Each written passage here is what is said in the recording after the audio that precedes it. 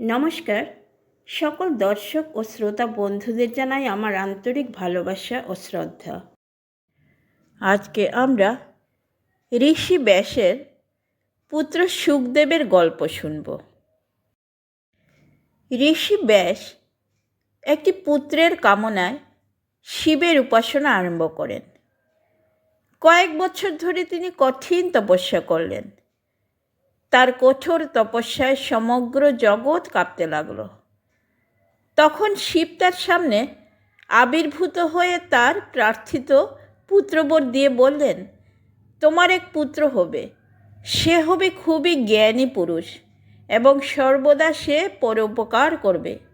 বিশেষ খ্যাতিমানও হবে সে। সুখী হয়ে ব্যাস আশ্রমে ফিরলেন। কিছুকাল পর তার এক পুত্রের জন্ম হলো। ব্যাস তার নাম দিলেন সুক।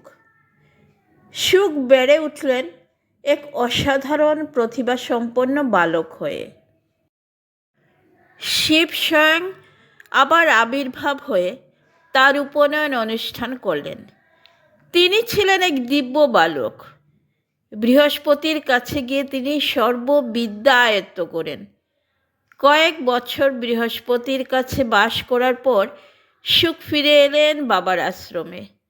বিদ্যা শিক্ষা সম্পূর্ণ করে ছেলে ফিরে এসেছে দেখে ব্যাস খুব খুশি। যথাকালে ছেলের বিয়ে দেবার কথা ভাবলেন তিনি, কিন্তু সুক বিয়ে করতে রাজি হলেন না। ঈশ্বর উপলব্ধি তার একমাত্র চিন্তা। কেবলমাত্র শাস্ত্রপাঠ ও বেদান্ত তত্ত্বের আলোচনাতেই তার আনন্দ। ব্যাস সুককে উপদেশ দিলেন মিথিলায় গিয়ে রাজা জনকের কাছে শিক্ষা গ্রহণ করতে। সেই সময় জ্ঞানে জনকের সমকক্ষ কেউই ছিলেন না। তাকে বলা হতো রাজর্ষি। পায়ে হেঁটে মিথিলা রওনা হলেন সুক। পথে অনেক দেশ ও নগর পড়ল। বহু জায়গা দেখে সুক পৌঁছালেন মিথিলায়। দিব্যজ্ঞানের সাহায্যে জনক আগে থেকেই জানতে পেরেছিলেন যে সুক আসছেন। তাকে পরীক্ষা করবার জন্য জনক তার দ্বারপালদের আদেশ দিলেন যে সুককে যেন প্রাসাদে প্রবেশ করতে না দেওয়া হয়। সুক কিন্তু অবিচলিতভাবে অনাহারে ও অনিদ্রায় দরজার পাশেই বসে রইলেন। কেউ তার প্রতি কোনো মনোযোগ দিল না। 7 দিন পর জনক তার পরিচারকদের পাঠালেন সুককে আমন্ত্রণ করে ভেতরে নিয়ে আসতে।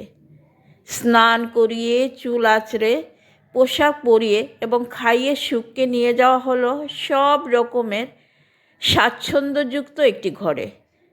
সব রকম সৌজন্য দেখানো হলো তাকে। তখনও কিন্তু তার জনক রাজার কাছে উপস্থিত করা হয়নি। অনেক সুন্দরী তরুণী দিবারাত্রি তার পরিচর্যা করতে লাগলো। কিন্তু সব কিছুতেই সুক রইলেন নির্বিকার। সারা রাত্রি গভীর ধ্যানে কাটালেন তিনি। কয়েকদিন এরকম আতিথেয়তার পর বালককে রাজার সান্নিধ্যে আনা হলো। প্রথা অনুযায়ী অভিনন্দন বিনিময়ের পর জনক সুকের আসবার উদ্দেশ্য জানতে চাইলেন। সুক উত্তরে বললেন তিনি বাবার নির্দেশক্রমে জনকের কাছ থেকে মুক্তির উপায় জানতে এসেছেন। জনক রাজা বললেন, আচ্ছা বাছা, তুমি এই তেল ভর্তি বাটিটি নিয়ে প্রাসাদের চারদিকে ঘুরে আসতে পারবে? দেখো এক বিন্দু তেলও যেন ছলকে না পড়ে। কিছু না বলে তেলের বাটিটি নিলেন সুক। সুন্দর বাগান, ফুল, সৈন্য, মণিমাণিক্য, সুসজ্জিত ঘোড়দৌড়, লোকজন এসব অতিক্রম করে চললেন তিনি।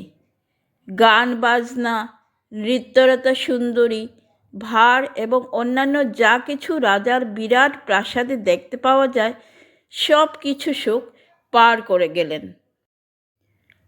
এক ফোঁটা তেলও মাটিতে না ফেলে সুক ফিরে এলেন জনক রাজার কাছে। তিনি এতই একাগ্রচিত্ত ছিলেন যে কোনো কিছুই তাকে বিক্ষিপ্ত করতে পারেনি। রাজা বললেন, সুক, আমি যা শেখাতে পারি তা সব কিছু তুমি ইতিমধ্যেই শিখে ফেলেছ।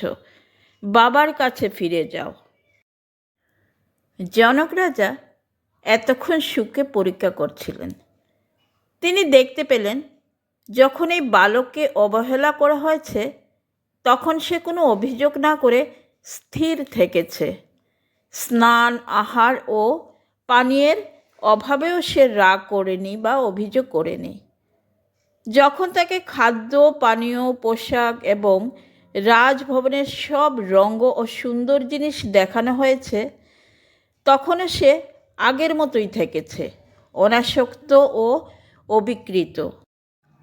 আবার যখন তাকে এক বাটি তেল বয়ে নিয়ে যেতে বলা হলো, প্রাসাদের চারদিকে আনন্দদায়ক, সুন্দর এবং মজার নানা দৃশ্য, শব্দ সাধারণের উপভোগের বিষয় হলেও তার মন, হাত এবং চোখ রইল অচঞ্চল। এক বিন্দু তেলও মাটিতে না ফেলে সে তেল ভর্তি বাটি নিয়ে ঘুরে এলো। রাজা বুঝতে পারলেন যে সুখের আত্মস্বরূপের জ্ঞান হয়েছে। পৃথিবীর কোনো জিনিস আর তাকে বিক্ষিপ্ত করে না।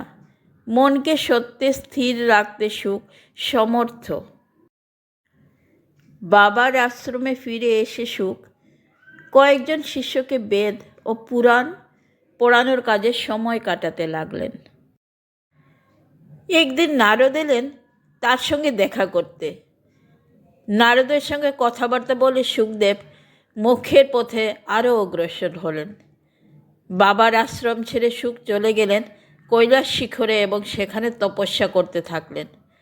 শেষ পর্যন্ত তপবলে তিনি স্বর্গে উন্নীত হয়ে সেখানে দ্বিতীয় সূর্যের মতো দীপ্যমান হয়ে রইলেন। দেবতারা সুখদেবকে প্রশংসা জানাতে শুরু করলেন। সুখের অদর্শনে তার বাবা বেশ গভীর শোকে আর্ত হয়ে আশ্রম ছেড়ে বেরিয়ে পড়লেন তার সন্ধানে। অনেক জায়গায় ঘুরে তিনি এলেন কৈলাসে, যেখানে সুখ তপস্যা করছিলেন। বেশকে ক্লান্ত ও শক্তিহীন দেখে শিব তাকে করুণা করলেন এবং তাকে সান্ত্বনা দিয়ে বললেন, তুমি শোক করছো কেন? তোমার এই জেনে আনন্দিত হওয়া উচিত যে শোক এখন উচ্চতম অবস্থা লাভ করেছে, যা দেবতাদের পক্ষেও দুর্লভ এবং অজিতেন্দ্রিয়ের পক্ষেও অগম্য। যতদিন পাহাড় পর্বত থাকবে, যতদিন সমুদ্র থাকবে, তোমার সুযোগ্য পুত্রের অর্জিত মহিমাও ততদিন অক্ষুণ্ণ থাকবে। অত্যন্ত সন্তুষ্ট হয়ে ব্যাসদেব নিজ আশ্রমে ফিরে আসলেন। ভিডিওটি দেখার ও পাশে থাকার জন্য আপনাদের জানাই অসংখ্য ধন্যবাদ।